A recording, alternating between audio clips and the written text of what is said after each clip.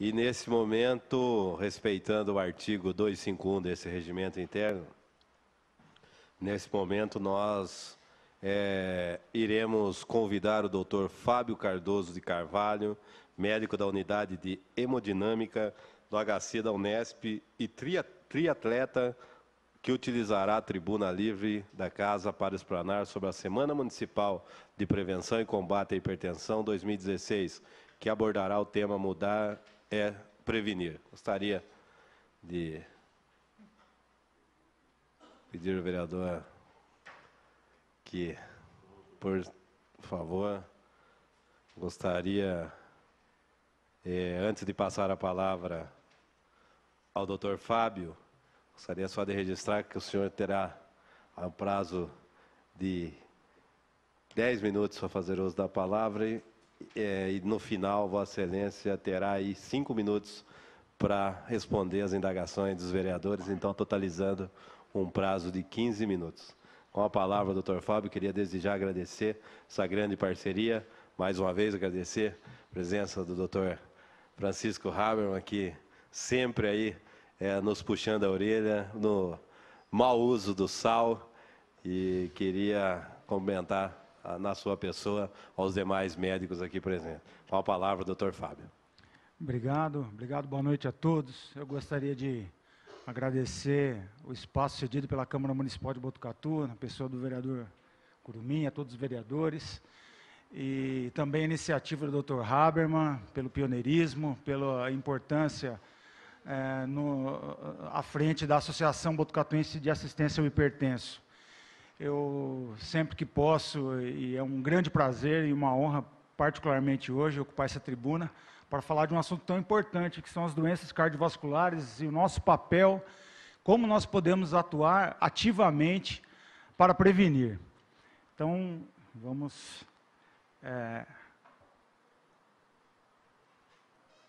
seguir com o tema. Bom, quando nós falamos de doença cardiovascular, nós estamos falando da maior causa de morte no mundo ocidental.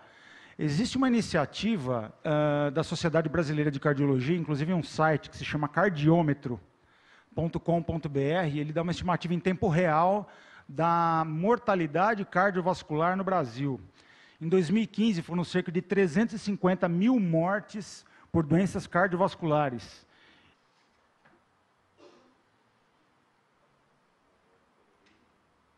Isso corresponde a uma morte a cada 2 minutos. E equivale a dizer que 20% de todas as mortes de indivíduos acima dos 30 anos de idade. Então, realmente os números são bastante assustadores. Quando nós falamos de doença cardiovascular, nós estamos falando de uma manifestação no coração de uma doença sistêmica que se chama aterosclerose. A aterosclerose é uma doença inflamatória, crônica, onde a grosso modo, digamos assim, a gordura ela se acumula na parede dos vasos, levando à obstrução desses vasos, que vai se manifestando nos diferentes órgãos,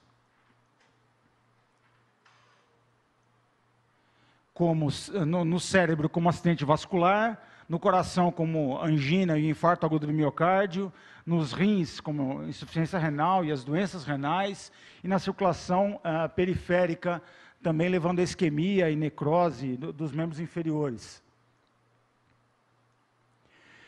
E por ser uma doença complexa, ela é influenciada por vários fatores, então ela é uma doença multifatorial. Existem vários mecanismos complexos que estão implicados na gênese, no desenvolvimento e na perpetuação do processo, que acaba se tornando um ciclo vicioso maléfico para o nosso organismo. Então aqui nós temos a dislipidemia, a hipertensão, o sedentarismo, o sobrepeso, o tabagismo e o diabetes como os fatores de risco principais para a ocorrência da doença.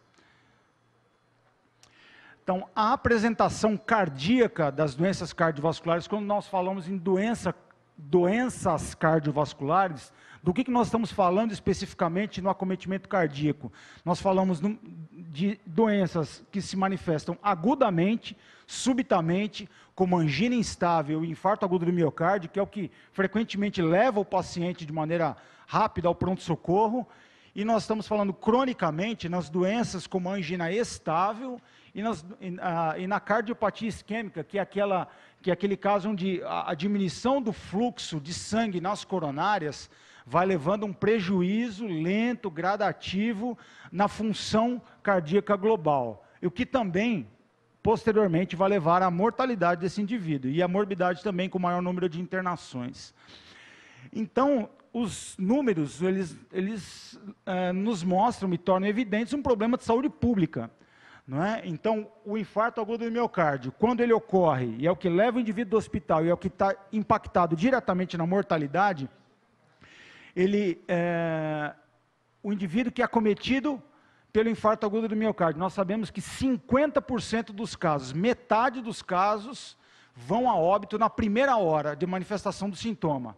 Então, na grande maioria das vezes, o indivíduo ele não chega no hospital, ele não consegue chegar no hospital porque o acometimento é fatal na primeira hora.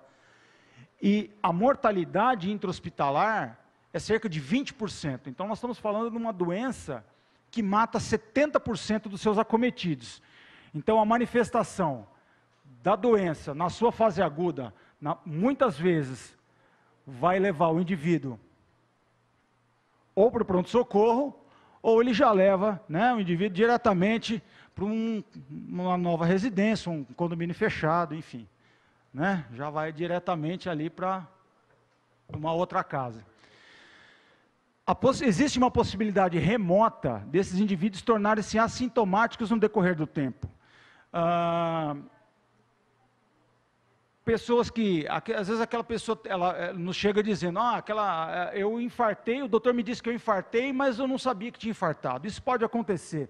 Na verdade, isso aí é a exceção. Nós não vemos isso com tanta frequência. A manifestação principal do infarto agudo do miocárdio ou é hospital, ou essa pessoa já evolui rapidamente com óbito. Então, um dado que eu achei interessante trazer também, quando nós falamos nos procedimentos envolvidos, nos procedimentos hospitalares envolvidos no tratamento da síndrome coronariana aguda, da angina instável e do infarto agudo no miocárdio, houve um levantamento do SUS nos anos entre 92 e 2002, de cerca de 100 mil procedimentos em quase 320 mil pacientes, onde, desde o ano 2000 para cá, e essa tendência ela vem crescendo, a modalidade de revascularização, de tratamento preferida tem sido a angioplastia ao invés da cirurgia. Antigamente, o número de cirurgia era maior do que a angioplastia, e atualmente a angioplastia vem tomando o lugar da cirurgia como a modalidade preferencial, a modalidade de escolha para o tratamento.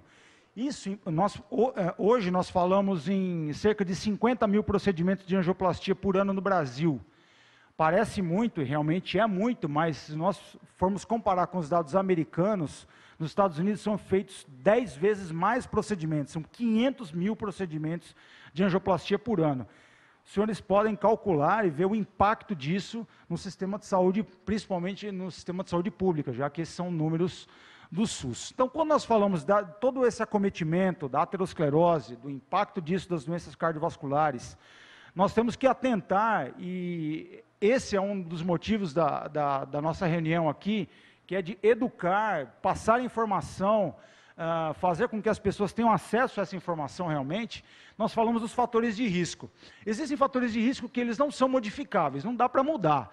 Não é? A idade, o sexo masculino, o sexo feminino, a questão da hereditariedade, que é um fator importante, quer dizer, pessoas cujos familiares tiveram problemas cardíacos, as pessoas são mais propensas a terem acometimento cardíaco também, mas existem fatores, e a nossa ênfase é sobre eles, que são os fatores modificáveis, que é a obesidade, o sobrepeso, o sedentarismo, o tabagismo, a hipertensão arterial, o diabetes e a dislipidemia. Então, eu vou passar rapidamente sobre esses fatores de risco. A obesidade e o sobrepeso, eles fazem parte de uma síndrome maligna, chamada síndrome metabólica, onde a obesidade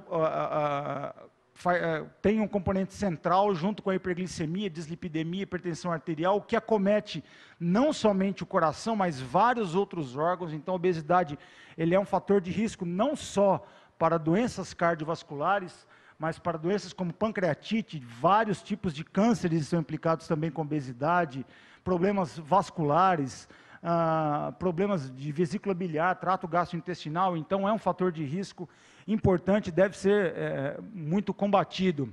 O indivíduo obeso também, nós sabemos que ele é um indivíduo que tem maior predisposição a eventos inflamatórios e eventos protrombóticos que estão intimamente relacionados ao infarto agudo do miocárdio.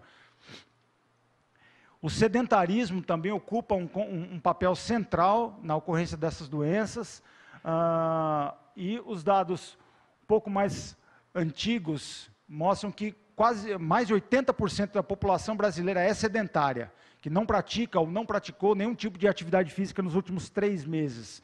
70% em São Paulo. Esses dados são do início dos anos 2000, esses números vêm apresentando uma discreta queda, predominantemente em indivíduos do sexo masculino.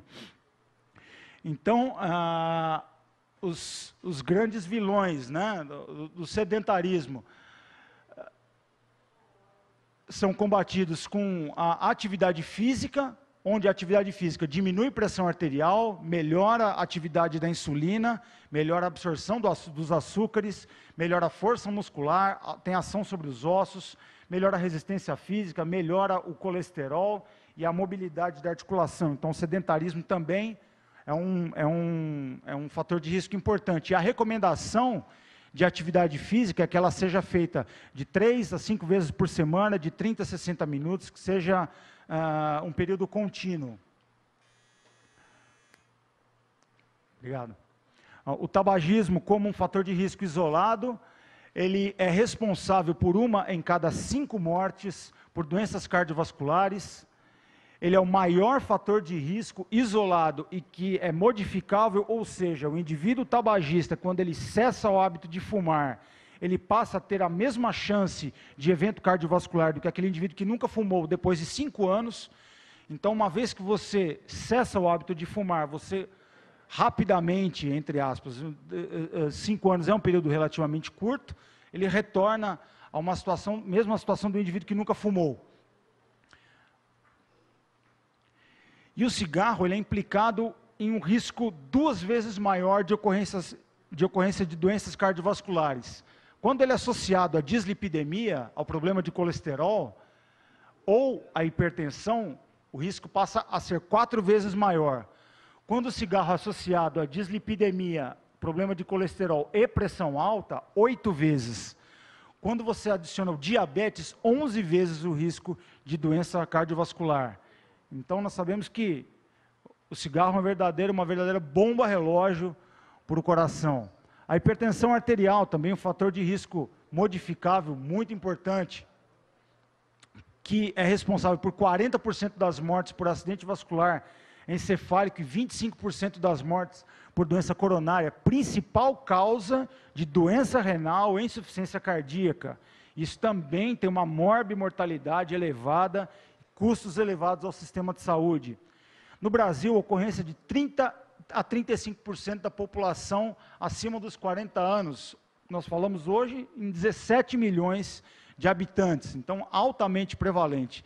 E aqui uma referência dos valores de pressão arterial considerados: pressão ótima abaixo de 120 por 80, pressão normal 130 por 85, e aí os valores acima dele são classificados como hipertensão grau 1, 2, 3 e hipertensão sistólica isolada, chegando aí até 180 por 110. Então, a maneira com que nós aferimos a pressão arterial, isso é uma cartilha lançada pelo Ministério da Saúde, a recomendação, não cruzar as pernas, não ingerir bebida alcoólica, período de 30 minutos, não tomar café, também não fumar 30 minutos antes da aferição, e se fez alguma atividade física, também repouso anteriormente. E os 10 mandamentos para o controle da pressão arterial, controle adequado: medir a pressão numa situação de repouso, depois de atividade física, repousar um pouco, manter o peso ideal, alimentação saudável, reduzir o consumo de álcool, abandonar o tabagismo, não interromper o tratamento, e isso realmente é algo que nós temos que combater, né? Informação, seguir orientações do seu profissional e evitar o estresse, amar e seja amado. Como é que é, Dr. Habermas? Aquela frase, andar o dobro, comer a metade andar o dobro e rir o triplo. Essa é uma frase realmente muito importante. O diabetes como fator de risco, o fator de risco, talvez um dos piores fatores de risco para a ocorrência de doença cardiovascular.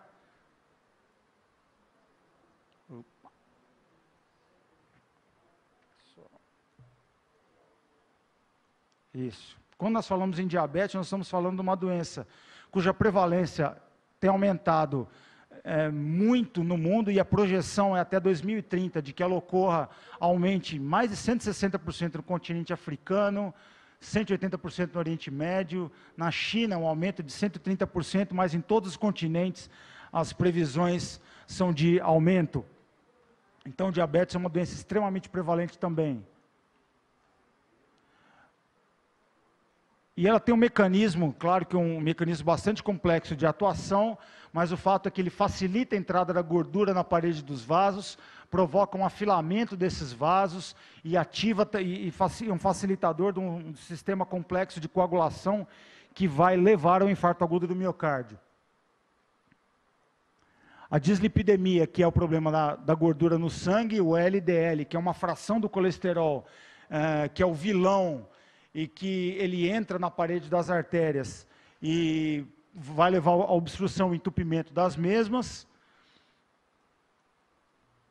Também tem o seu mecanismo de ação celular, que é bastante complexo, mas o fato é que ele vai deixando a parede do vaso com mais gordura, não é? E aí ele vai obstruindo gradativamente os vasos. O colesterol ruim alto e o colesterol baixo, o colesterol bom com níveis baixos são fatores de risco independentes. Eu vou correndo com o tempo aqui também, não quero me prolongar. Eu trouxe alguns casos clínicos para que a gente possa só exemplificar rapidamente.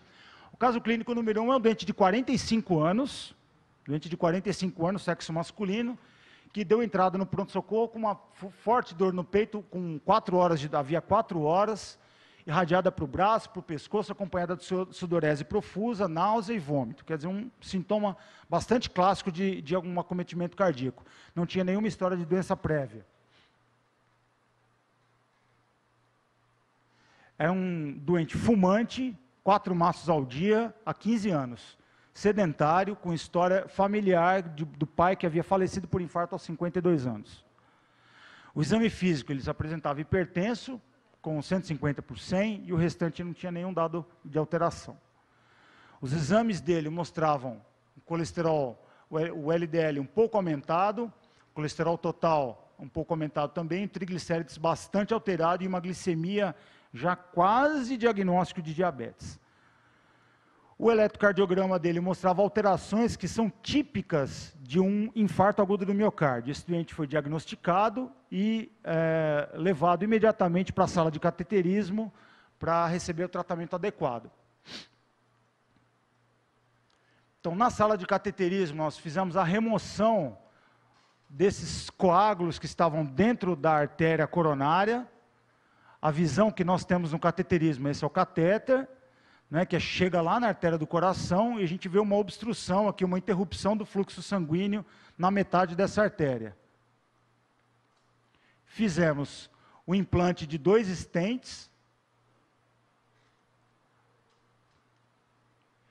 e o resultado houve a restituição completa da circulação coronariana, o doente teve uma ótima evolução e teve alta para casa 5 dias depois. Então, o procedimento é feito quando a gente observa uma artéria entupida. Por essa artéria entupida é passado um fiozinho, como se fosse uma cordinha de violão, assim, bem fininha, bem delicada, nós chamamos de uma corda guia. Por cima dessa corda guia é passado um balão, ou um mecanismo que faz a aspiração, a retirada desse coágulo. E depois de feita a insuflação com o balão e o vaso ter sido aberto, é realizado o implante do stent, que vai manter o vaso aberto, e, se for necessário, pode ser feito mais de um stent, isso também não tem problema nenhum. Bom, o caso clínico 2 é um caso clínico que teve um desfecho não tão dramático, mas é um caso ilustrativo. É um doente de 33 anos, masculino casado, com uma filha, é um doente em avaliação pré-cirúrgica. Referia cansaço fácil aos pequenos esforços, fadiga excessiva e indisposição. Negava qualquer uso de qualquer tipo de medicação. As outras queixas que ele tinha eram dores nas pernas, dores nos joelhos e nos tornozelos. A história psicológica, psiquiátrica revelava um isolamento social, afastamento social, uma tristeza sem motivo aparente, segundo a história clínica, crises de choro esporádicas. A obesidade desde a infância, era uma história familiar, componente familiar, a história clínica revelava 2 primos que já tinham feito cirurgia para redução do estômago. Várias tentativas frustradas de emagrecimento, desde a infância. O pai é hipertenso, com controle irregular. O exame físico mostrava a pressão limite, 14/9, uma pressão já um pouco alterada, uma frequência cardíaca normal. Peso de 145 quilos, altura de 1,76 m e um índice de massa corpórea de 46, que é da um indivíduo com obesidade mórbida. O exame físico mostrava um inchaço nas pernas e o restante mais nada de alterado. Os exames bioquímicos mostravam triglicéridos bastante alterado, colesterol total elevado e exames que mostravam uma alteração da função do fígado. O ultrassom mostrava um acúmulo de gordura no fígado, um acúmulo leve. Esse indivíduo nos cedeu algumas fotos, onde a gente vai vendo a evolução. Essa foto é um clássico, né? Segurando 2 filezinhos de picanha, na época que a filha nasceu.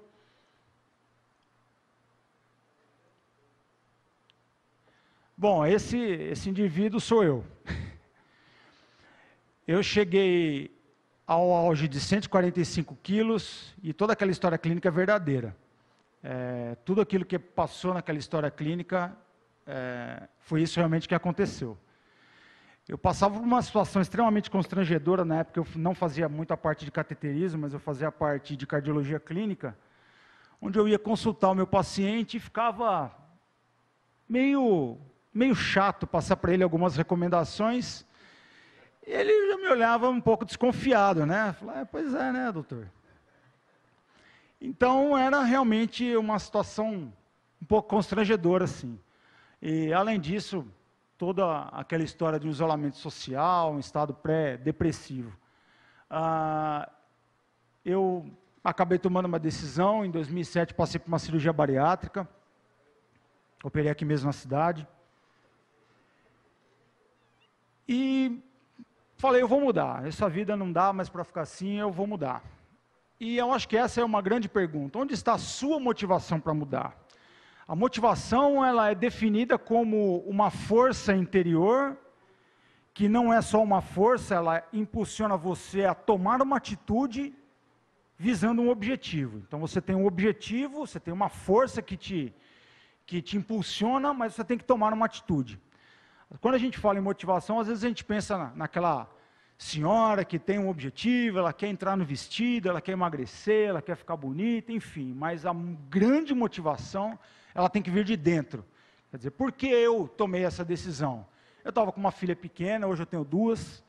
Eu falei, poxa, daqui a pouco eu não vou conseguir mais brincar com a minha filha, eu vou ficar sentado aqui, porque eu não consigo, me dói, não consigo brincar, não consigo empurrar um carrinho, não consigo mais fazer nada, além de passar por um certo constrangimento com os meus próprios pacientes.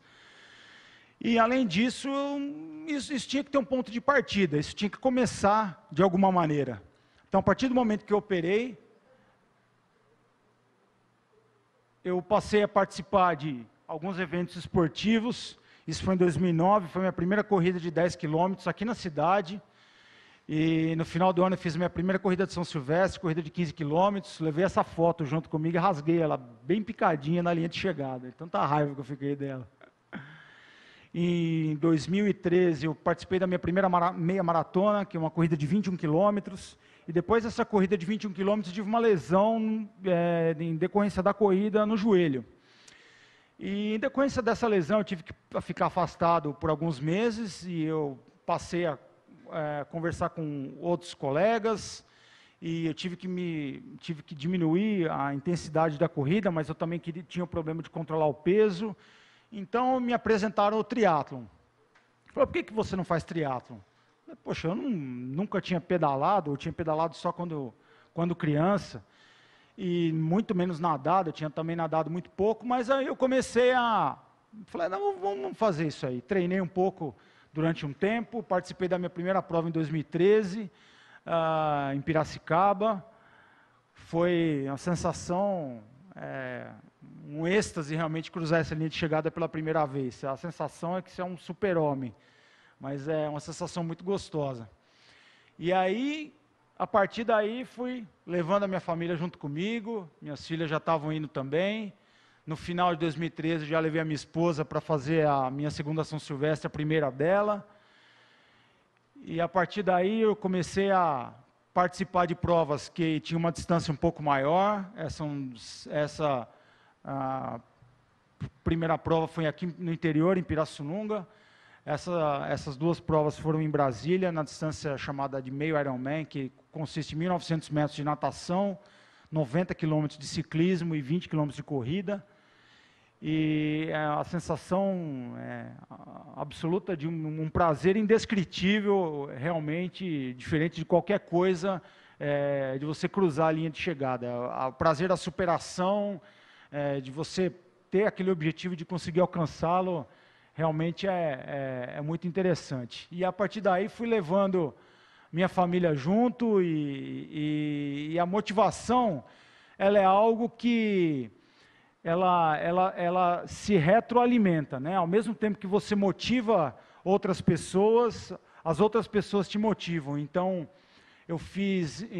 essa foi uma prova no Nordeste, levei a minha filha para participar, de 7 anos, para participar pela primeira vez de um triatlo, e ela nadou 50 metros, pedalou 1 quilômetro e correu 400 metros, e para mim isso já foi melhor do que a minha própria prova, que seria no dia seguinte. Então, realmente essa foi a melhor sensação que eu tive até hoje no esporte, foi ver a minha filha terminar uma prova de triatlon. Interessante a evolução laboratorial. Então, meu colesterol, que era de 230, foi para 130. Meu HDL, que é o colesterol bom, que é o que aumenta com a atividade física, foi de 25 para 51. Os triglicéridos de 208 para 51. Não houve uma alteração significativa na glicemia, nunca tive problema glicêmico. A função hepática retornou totalmente aos níveis normais, a alteração no ultrassom sumiu. Era uma alteração reversível. Às vezes as pessoas podem falar, mas eu não quero tudo isso aí é muita coisa para mim, eu não tenho condição, enfim, mas não é preciso tanto. Eu, inclusive, hoje estava dando uma olhada num estudo que foi publicado no ano de 2014, e fica também essa frase aqui de Platão, que a falta de atividade física, ela destrói a boa condição de qualquer ser humano, enquanto o movimento e o exercício físico metódico o salva e o preserva. Então, há muito tempo já é conhecido o benefício da atividade física, né? Mas em 2014, esse autor, ele publicou um estudo no Jornal Americano de Cardiologia, de qual seria o mínimo de atividade física que prolonga a vida. Então, isso foi um estudo que envolveu 55 mil indivíduos americanos, adultos americanos, e que 5 minutos de corrida por dia, já eram 5 minutos de corrida, o que equivaleria a uns 15 minutos de caminhada, já diminuía o risco de doença cardiovascular em cerca de 10%. Se aumentasse para 25 minutos de corrida, o que equivaleria a mais ou menos 105 minutos de caminhada, 1h30 de caminhada, era quase uma diminuição de quase 40%. Num segmento de 15 anos, essa pessoa ela ganhava 3 anos de vida. Então, é um dado interessante, de que não é preciso muito para um grande benefício. Então, a motivação para mudar, aquilo que vai te levar a tomar uma decisão, primeiro é reconhecer a sua doença, reconhecer a sua limitação, reconhecer que você não consegue. depois você vai depender de alguém. Ninguém faz nada sozinho. Então você vai depender de pessoas que te orientem, depender de pessoas que te consultem, depender dos seus amigos. Você deve acreditar no seu potencial, acreditar que você é capaz, acreditar que é possível alcançar um objetivo, embora ele possa parecer muito longe no começo, mas à medida que você vai ganhando confiança e se autoafirmando, esse objetivo ele vai se tornando real. E você vai tomando decisão, você vai agindo conforme os seus objetivos e conforme o seu corpo vai obedecendo aquilo que você se propõe a fazer. E perseverar, essa talvez seja a parte mais difícil. Então, às vezes nós temos um objetivo, alcançamos o objetivo, mas não conseguimos manter o foco. Então, a perseverança ela é tão importante quanto iniciar a caminhada. E o convite que eu faço, o convite que eu deixo, já encerrando o meu tempo, que eu inclusive, já excedi bastante, é que você se junte a mim. Você pode estar junto comigo, nós podemos nos encontrar. Nós podemos nos encontrar numa situação que talvez não seja muito boa para você, onde eu posso estar fazendo algum procedimento. Não é uma situação das mais interessantes, né? Ou você pode estar nessa situação. Afinal, o esporte, ele é feito com amigos. Ele é feito pelos seus amigos. E os seus amigos te ajudam, eles te incentivam, e eles dividem os momentos com você, você divide os momentos com ele. É uma relação quase fraterna, uma relação quase familiar. Uma relação de você incentivar e ser incentivado, e você ser incentivado. E como eu disse, ninguém faz nada sozinho, né? Então esse vínculo que é criado, à medida que você vai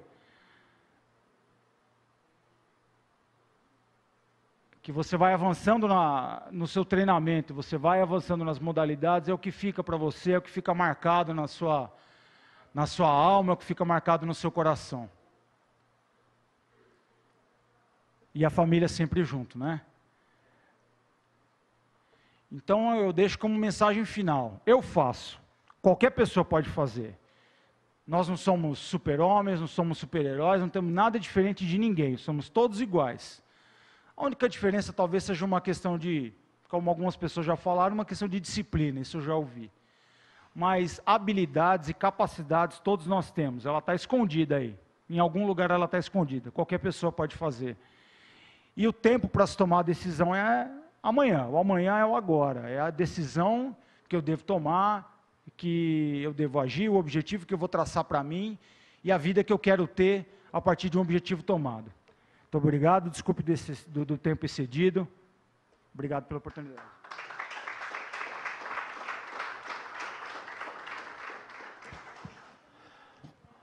Doutor Fábio, depois do susto aqui, a gente está meio preocupado, viu? Eu acho que eu me enquadrei alguns itens aí. Vamos prosseguir. Cada vereador quiser fazer uso da palavra terá 3 minutos para proferir as suas indagações, suas perguntas ao doutor Fábio. Primeiro vereador Lelo Pagani. Obrigado, presidente. Primeiro, parabenizar o doutor Fábio. Obrigado por todo o seu exemplo, trazer o seu próprio exemplo aqui para nós. Não é fácil as pessoas se abrirem desse jeito, mas o senhor se abriu de uma maneira trazendo um exemplo muito positivo, né? Muito obrigado. Obrigado.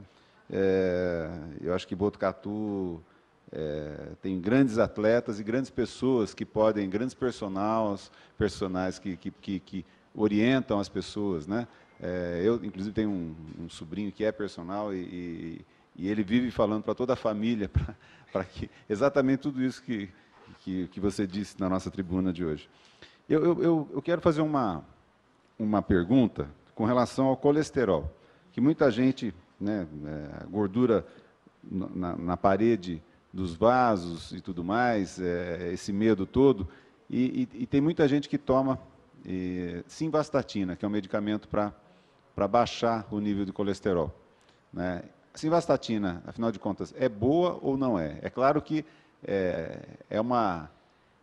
são pessoas que quimicamente já tentaram fazer exercício e tudo mais, e não baixa esse nível de colesterol. Né? Então, como é que fica a simvastatina? Já vamos ter consulta médica aqui agora. Obrigado. Bom, Eu pediria para o doutor Fábio, eu vou pedir para o Fontão dar uma caneta e um papel para a gente conseguir evoluir aqui. O vereador Reinaldinho tem 3 minutos, daí nos 5 minutos finais o doutor pode fazer as suas considerações. Eu só queria, doutor, parabenizar pela explanação e dizer que, sabiamente, o doutor Haberman mandou o senhor como exemplo aqui. O senhor é simplesmente, doutor, o exemplo. Eu não tenho muito o que falar. Né? Eu acho que exemplo maior do que esse para que nós possamos seguir não existe. Né? Eu acho que, inclusive, quando o senhor começou a mostrar as fotografias, acho que ninguém percebeu que era o senhor. Você falou, essa pessoa é eu. Então, não tenho o que se comentar. Né? O senhor é o verdadeiro exemplo que veio na Câmara para nos passar esse ensinamento, que cabe que cada um de nós tenha um pouquinho de vergonha, né, um pouquinho de brio, para fazer tudo isso daí, ou pelo menos metade do que o senhor fez, e para que a gente possa ter uma boa saúde. Era isso só que eu queria dizer, e que foi uma grata surpresa, né, que o senhor mostrou na prática, né, o retorno de quem pratica o condicionamento físico, seja de uma forma, seja de outra, o que é que acontece, o início e depois o final. Então, obrigado. Parabéns, muito obrigado, e que seja passado essa informação, acho que para todas as pessoas. Né? Quero dizer que o senhor é o exemplo, não há o que se comentar mais nada, mas muito obrigado. Parabéns, doutor. Próximo vereador Carlos Trigo, depois o vereador João Elias. Obrigado, senhor presidente. Parabéns, doutor Fábio, pela fala, gostei muito. Fiquei, no começo, imaginando, né, o que ia ser o final. E no final, o próprio que estava falando, estava contando da vida dele. Achei muito interessante. E eu também participo de esporte, pratico esporte, também atleta para pessoa com deficiência. E além da gente poder participar e convidar os amigos para participar, levar outras pessoas para participar, é muito gratificante, é muito bom. E quando a gente cruza a linha de chegada, melhor ainda, né, doutor? Muito gostoso. Parabéns pela fala, gostei muito. Achei muito interessante. Uma das melhores tribunas aqui nesta casa, com certeza. Próximo vereador João Elias. Doutor Fábio, parabéns. Parabéns pela explanação, pela clareza, objetividade e alerta testemunhal. Quer dizer, não tem como a gente não levar essa mensagem. Mas não é consulta, mas eu tenho pressão alta. Mas uma questão. A caminhada, ela...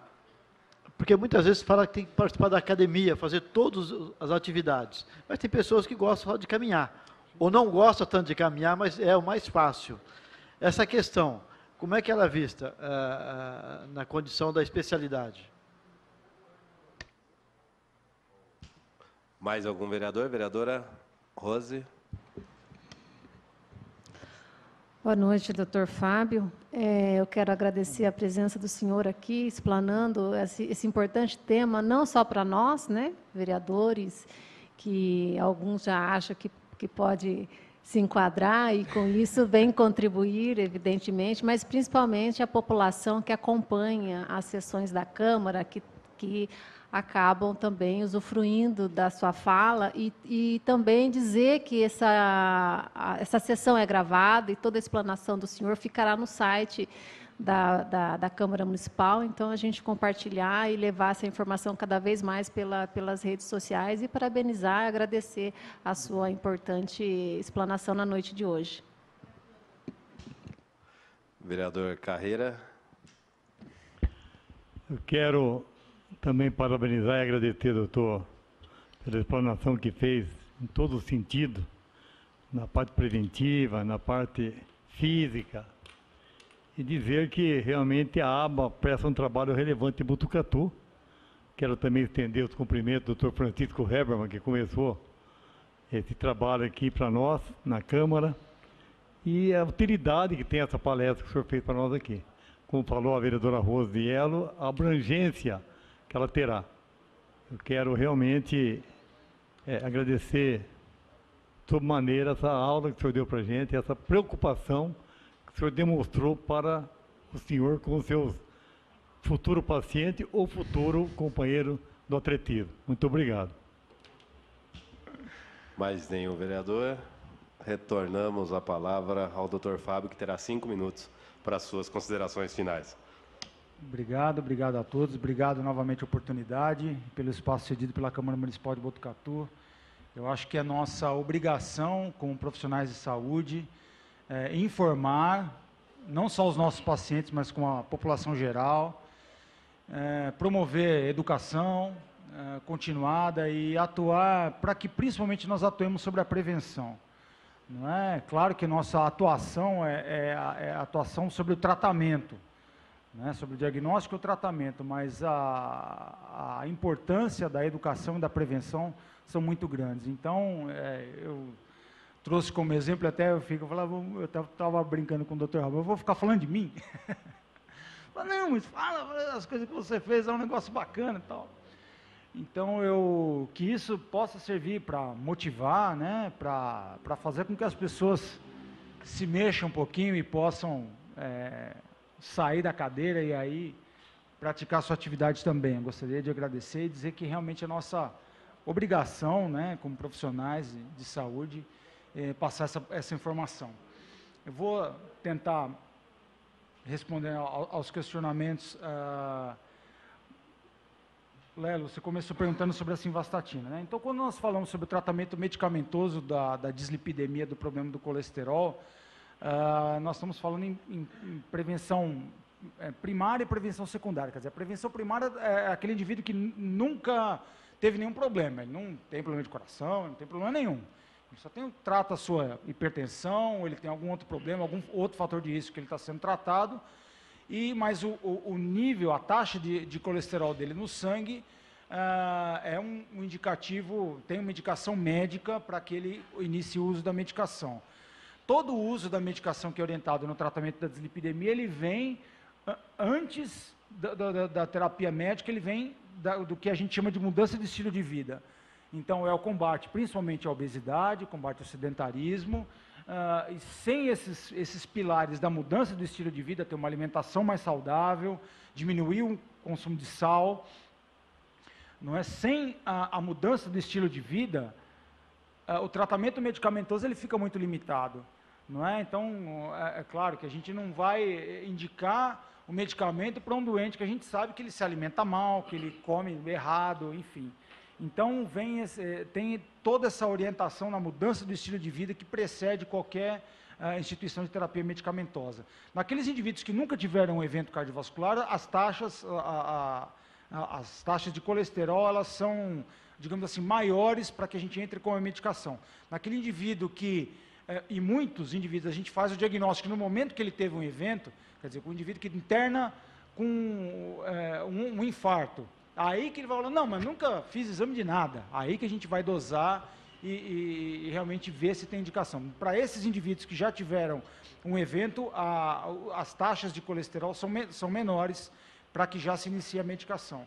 Então, não só a simvastatina, como as outras estatinas, né, como a atorvastatina e outras estatinas, elas servem para...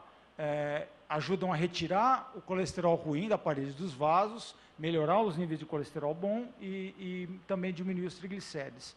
Elas têm a sua indicação clínica concreta, que deve ser feita, mas deve-se tomar alguns cuidados, principalmente com a alteração da função hepática. Algumas estatinas eles podem promover alguma alteração da função do fígado e pode também promover alguma alteração de enzimas que a gente fala de musculares.